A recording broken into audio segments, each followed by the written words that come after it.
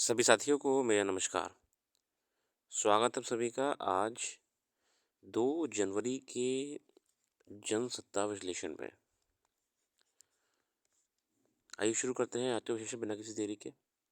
प्रथम पृष्ठ पे जो खबर है वो है पहले इसरो को लेके और कैसे इसरो अपने अंतरिक्ष अभियानों में लगातार से नए-नए आयामों को छू रहा है। फिर है मणिपुर में जहाँ पे कहीं न कहीं जो अभी प्रॉब्लम्स चल रही हैं हिंसा की वो कम नहीं होती दिख रही हैं। ऐसे ही कई राजनीतिक खबरें भी हैं, आप अध्ययन कर लीजिएगा। एक खबर यहाँ पे नोबेल पुरस्कार विजेता को लेके भी है बांग्लादेश में। नोबेल पुरस्कार विजेता यूनुस को 6 माह की जेल। तो ऐसा आप देख लीजिए कुछ ख़ास। हम अपने आर्टिकल्स पे आ जाते हैं। आर्टिकल में हमारे सामने है नकल और नकेल।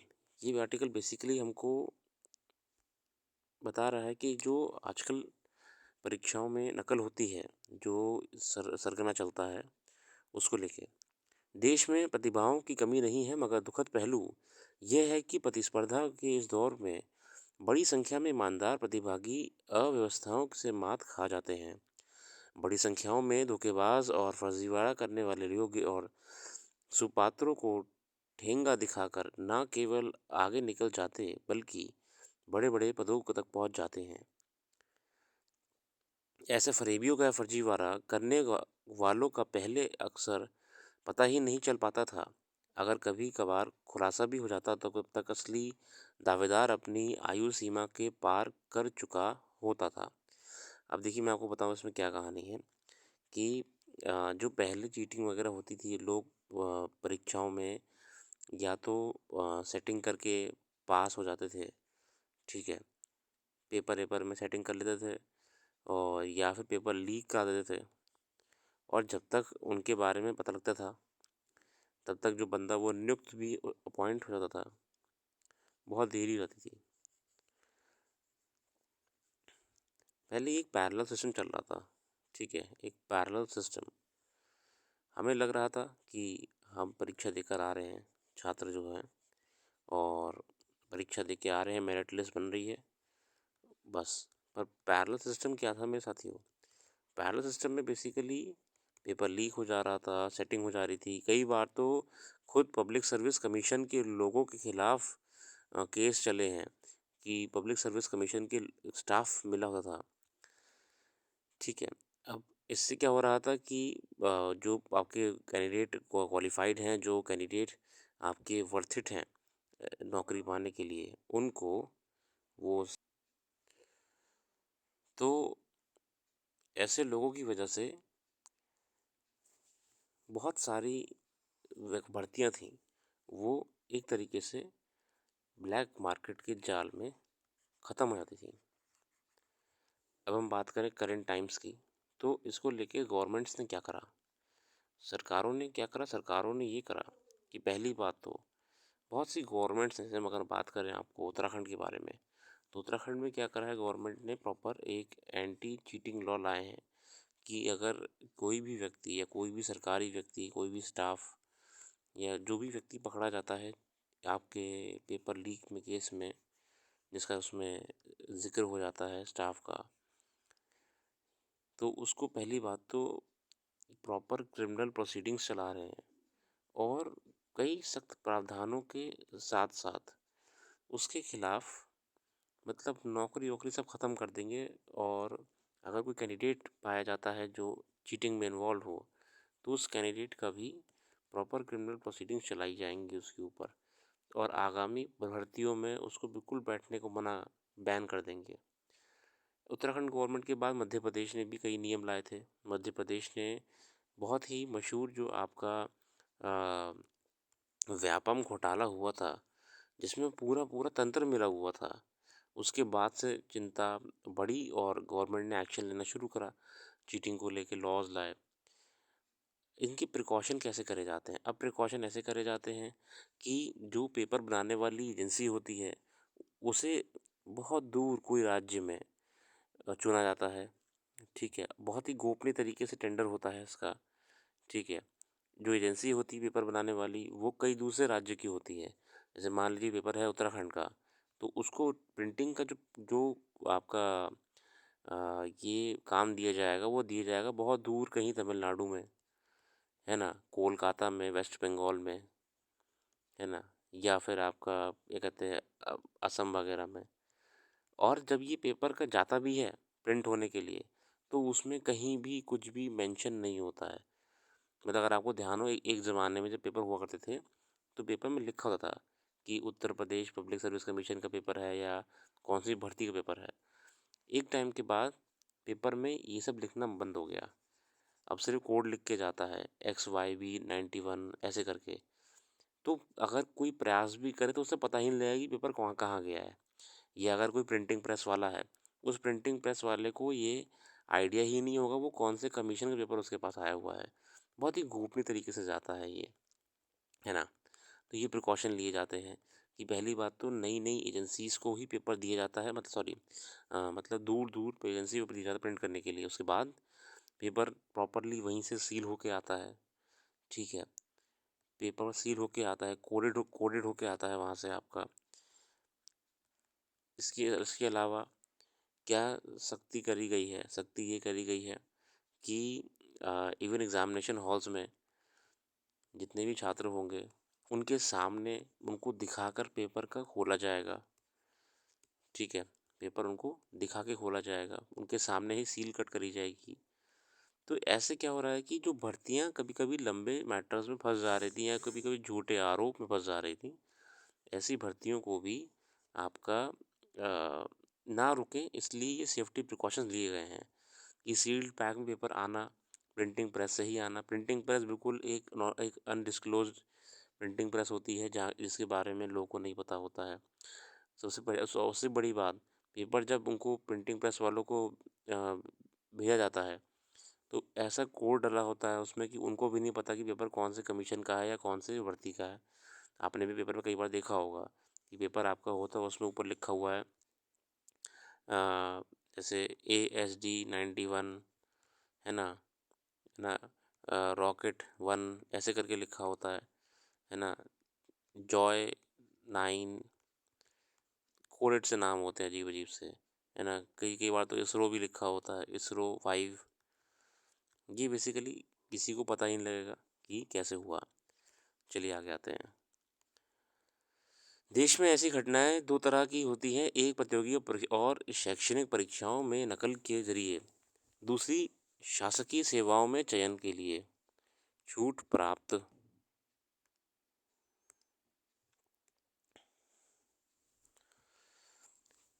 दूसरी शासकीय सेवाओं में चयन के लिए कोई दो प्रकार की आपकी परीक्षाएं होती हैं, तो कॉलेज लेवल की होती हैं और कॉलेज लेवल के अलावा होती हैं गवर्नमेंट एग्ज़ाम्स की, ठीक है। दो प्रकार की परीक्षा होती हैं। शासकीय सेवाओं में चयन के लिए छूट प्राप्त करने वाले फर्जी प्रमाण पत्रों के जरिए भी होती हैं। मतलब बहुत, देखिए, ये तो हम आपको बता रहे थे अभी कि कैसे पेपर में स्कैम करा जाता है। इसके अलावा भी एक और स्कैम होता है कि डॉक्यूमेंट्स गलत देते हैं, फर्जी देते हैं, फेक डॉक्यूमेंट्स सबमिट करते हैं। जो document fake certificate, fake caste certificate, है ना, आय प्रमाण पत्र गलत भेजते हैं। तो ये भी सब फर्जीवाड़ा ही तो है, और क्या है, ठीक है। ऐसे फर्जी प्रमाण पत्र चाहे जाति के हों, आय संबंधी हो या फिर दिव्यांगता के हों, डिसेबिलिटी के हों, बड़ी ही आसानी से हासिल कर अंकों में अप्रत्याशित वृद्धि कराकर असली दावेदारों का हक इतनी चतुराई से छीना जाता है कि सामने वाले को पता ही नहीं चलता कि नकल के जरिए प्राप्त अच्छे अंक या धोखाधड़ी कर फर्जी के जरिए छूट पाने वालों की योग्यता पर सवाल उठाते कई वीडियो जब सामने प्रस्तुत होते हैं, तो असमंजस में व्यक्ति आ जाता है। ये भी सही है कि जब तक सारी प्रक्रिया हस्तलिखित यानी मैनुअल थी और प्रमाण पत्रों के पुलिंदे थोक के भाव सरकारी कार्यालयों में बस्ताबंद लाल कपड़ों में लिपटे रहते थे, तब ऐसे फर्जीवाड़ों की जांच भी बड़ी चुनौती थी। जब पूरा मैनुअल सिस्टम था, है ना, फाइलें फाइलें बनी हुई हैं, तो बहुत ही मुश्किल था पकड़ना किसी को भी।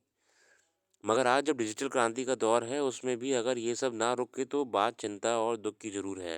हालाँकि सूचना का अधिकार अधिनियम प्रभावी होने के बाद देश भर में ऐसी अनेक खुलासे हुए हैं, जिनसे फर्जीवाड़े में लिप्त अपराधी बेनकाब हुए हैं।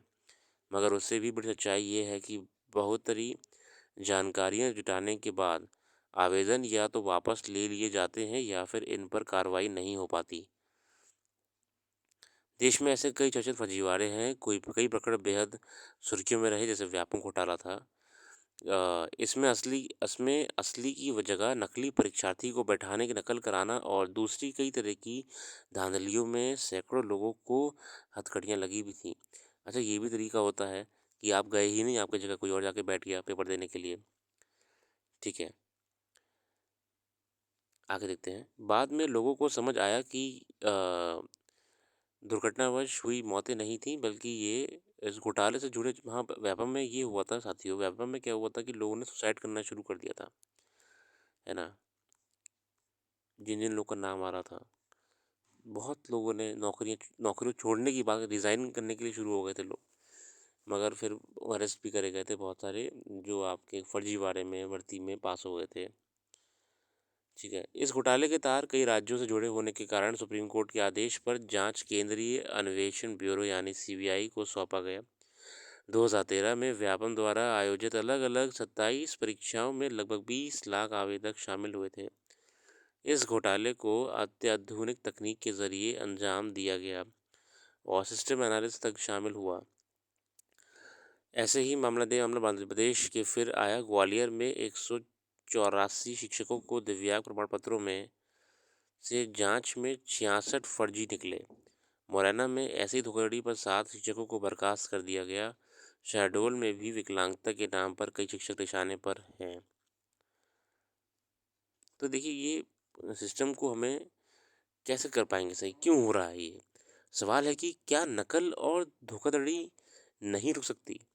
अनेक प्रतियोगी परीक्षाओं में धांधलियों का बढ़ता सिलसिला कहीं न कहीं छात्रों के लिए भी चिंता का विषय है। उत्तराखंड में इसको रोकने का प्रयास किया गया है और नकल विरोधी कानून होने के बाद ऐसा करने और पेपर लीक करने वालों पर शामत आ गई है। उत्तराखंड प्रतियोगी परीक्षाओं में अनुचित साधनों की रोकथाम उपाय और कानून 2023 में जो नकल माफिया पर लगाम करने के लिए 10 करोड़ रुपए का जुर्माना के प्रावधान, साथ साथ आजीवन कारावास या 10 साल की सज़ा, मतलब 10 साल की सज़ा भी होगी आपको, 10 करोड़ का जुर्माना। देखिए आप, ठीक है। कोई प्रिंटिंग प्रेस, कोचिंग संस्थान या प्रबंधन सम्मिलित मिलेगा तो उसकी संपत्ति कुर्क हो जाएगी। मैंने कहा होता है ना, प्रिंटिंग प्रेस जहाँ छपता है, प्रिंटिंग प्रेस हो या कोई कोचिंग है जो इसमें इतना इन्वॉल्व है कि उसके भी हाथ पैर इसमें कोयले में, दलाली में काले हो गए हैं, तो संपत्ति ही कुर्क कर देंगे उसके। ये खौफ बनाना ज़रूरी है। ठीक है, इसमें यह भी प्रावधान है कि जो भी भर्ती परीक्षाओं में पेपर लीक कर या नकल से उत्तीर्ण होते हैं, उस पर 10 वर्ष के प्रतिबंध के साथ गैंगस्टर एक्ट भी जा लगा सकते हैं। उत्तराखंड में नकल का अपराध संज्ञाएं और गैर जमानती और अशमनीय हो गया है। तो देखिए मेरे साथियों, हमको ना ये जो नकल वाला सिस्टम है, इसमें जो असली कल्प्रेट्स हैं, इनको अरेस्ट करवाना ही पड़ेगा और इनके अंदर खौफ बनाना पड़ेगा कि अगर ये ऐसा करेंगे तो इनके ऊपर कानूनी कार्रवाई की जा सकती है। वरना कई छात्रों का, जो कि क्वालिफाइड हैं, जो कि एलिजिबल हैं, उनके बहुत ही महत्वपूर्ण वर्ष जीवन के ऐसे ही समाप्त हो जाएंगे, व्यर्थ होके। हमले की कड़ियाँ, अगला आर्टिकल है। अमेरिका और लंदन में भारत के उच्च राजनयिक कार्यालयों पर हमला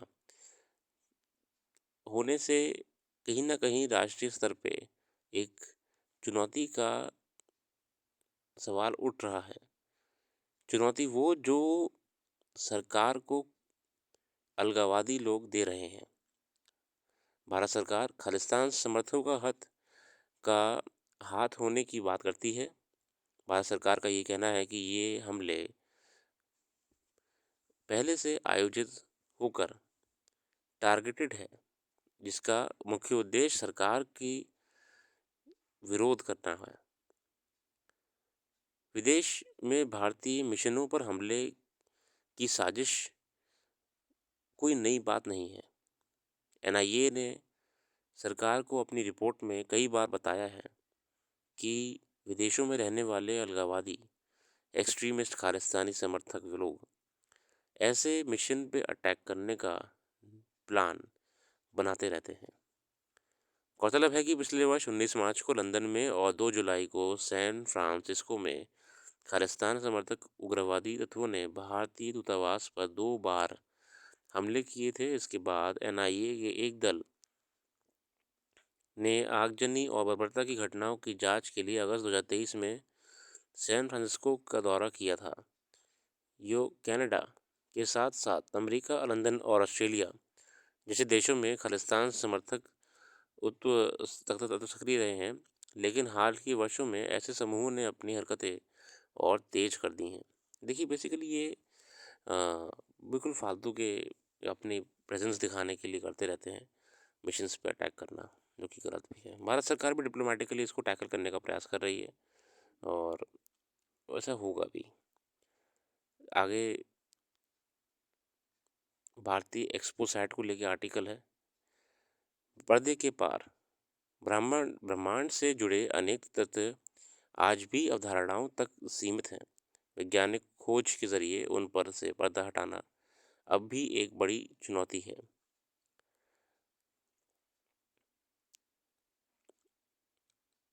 कृष्ण विवर यानी ब्लैक होल में एक ऐसा ही रहस्य है। ब्लैक होल को बेसिकली स्टडी करने का प्रयास करा जा रहा है। उसमें सब चीज़ सिकुड़ती जाती हैं, उसके अंदर समाहित होती जाती है। उसकी संरचना ऐसी है कि प्रकाश भी उसकी तरफ खींची चली जाती है।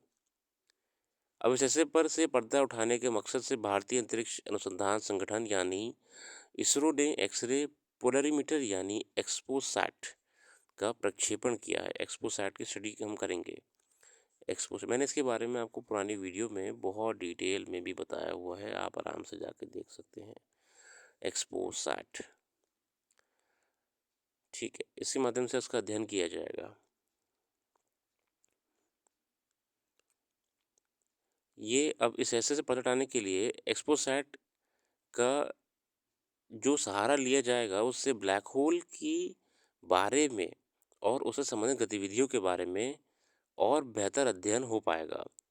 हालांकि इससे पहले ब्लैक होल के अध्ययन के लिए अमेरिका अंतरिक्ष अनुसंधान नासा ने अपनी एक वेधशाला स्थापित कर चुका है, मगर उसकी उम्र केवल 2 साल की थी, जो अब समाप्त होने को है। ठीक है, मतलब एक ब्लैक होल के बारे में बताने का प्रयास कर रहे हैं। ठीक है, तो देखिए, बहुत ही अच्छी बात है कि इंडिया जो अभी आपका चंद्रयान मिशन कामयाबी से करा, मून पे अपना अध्ययन करने के लिए मार्स पे जाएगा, मार्स पे अपना अध्ययन करेगा, अब ब्लैक होल्स पे स्टडी करेगा, आदित्य मिशन के माध्यम से सन की स्टडी करेगा, सूर्य की स्टडी करेगा। ये बहुत ही बड़ी बात है। भारत सरकार के सफल अंतरिक्ष मिशनों में सफलता ही सफलता रहेगी। चलिए आगे देखते हैं। यहाँ पे कुछ खास नहीं है, ये आर्टिकल वैसे भी कवर हो जाएंगे आपके मैगजीन से।